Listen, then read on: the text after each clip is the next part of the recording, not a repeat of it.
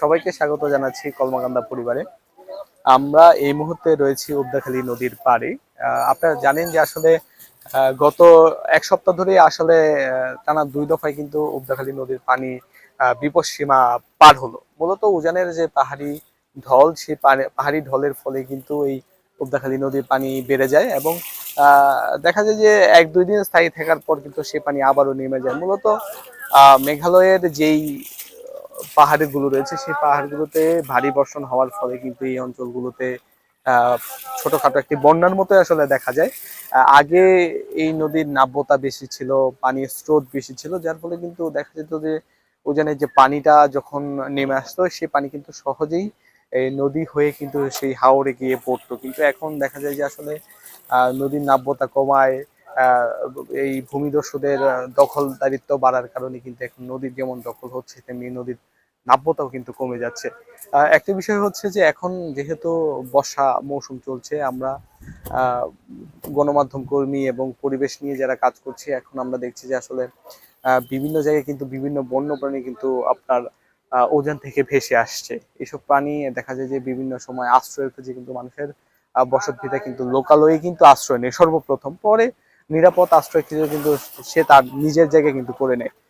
একটি ঘটনা হচ্ছে গতকাল আমরা যেমনটা দেখেছি আসলে পাঁচগাঁওয়ের যে নতুন পাঁচগাঁও, সেই পাঁচগাঁও এলাকায় কিন্তু গতকাল একটি প্রায় একটা বড় আকারের অজগর সাপ কিন্তু এই পাহাড়ি ঢলেই একটি পাহাড়ি ঢলে যে ছড়া ঝর্ণা ছড়া রয়েছে, সেই ঝর্ণা ছড়ার স্রোতের সাথে কিন্তু এই অঞ্চলে ভেসে আসে। এরপরে আশ্রয়ের খোঁজে কিন্তু এই একদম পাহাড়ি ছড়ার পাশে একটি বাঁশের ঝাড়ের উপরে এসে আশ্রয় নেয়। কিন্তু এই আশ্রয় নেওয়ার পরেই কিন্তু আসলে মানুষের নজরে পড়ে যায়, পরে কিন্তু মানুষ সেই অজগরদের শেষ পর্যন্ত কিন্তু এই বাঁশের ঝাড় থেকে কিন্তু এটা নামিয়ে এটাকে হত্যা করে। আসলে আমি বলবো যে এটা আসলে খুবই ন্যাক্কারজনক কাজ। আমি এটার তীব্র প্রতিবাদও জানাই, কারণ কিন্তু এখন আমরা যেভাবে বনভূমি ধ্বংস করছি, নদী ধ্বংস করছি, প্রকৃতি ধ্বংস করছি, এর ফলে কিন্তু শুধু মানুষের বসতিটাই নিশ্চিত হচ্ছে এবং আশপাশের যে বন্যপ্রাণী এবং পরিবেশ সবকিছু কিন্তু এখন আর ওইভাবে আহ দেখছে না, যার ফলে কিন্তু প্রকৃতির যে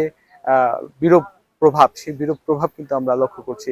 আধুনিকায়নের ফলে কিন্তু যত্রতত্র বাঁধ, অপরিকল্পিত ভাবে সড়ক নির্মাণের ফলে কিন্তু এখন সবকিছুতেই একটা বাধার সৃষ্টি হচ্ছে, যার ফলে কিন্তু এই এলাকার ছোটখাটো বন্যা হচ্ছে, মানুষের দুর্ভোগ বাড়ছে। বন্যপ্রাণী যে হত্যা, এই বন্যপ্রাণী হত্যা বন্ধ করতে হবে। একটি বন্যপ্রাণী পরিবেশের কি যে উপকার করে, একটি অজগর সাপ কৃষকের বন্ধু। আমি সবার কাছে অনুরোধ করব, বিশেষ করে যেহেতু এখন বর্ষার সময় উজানে পানি আসছে, তাই অহেতুক কেউ কোনো সাপ হত্যা করবেন না। এই জন্য নিজেকে যেমন সচেতন হতে হবে এবং আমার আশপাশে যারা আছে তাদেরকে কিন্তু এই ব্যাপারে সজাগ দৃষ্টি রাখতে হবে। তো সবাইকে ধন্যবাদ। এই কলমাকান্দা পরিবারের পক্ষ থেকে আবারও হয়তো নতুন কোনো জায়গা থেকে নতুন কেউ হয়তো বা আবারও যুক্ত হবে। তো ধন্যবাদ সবাইকে।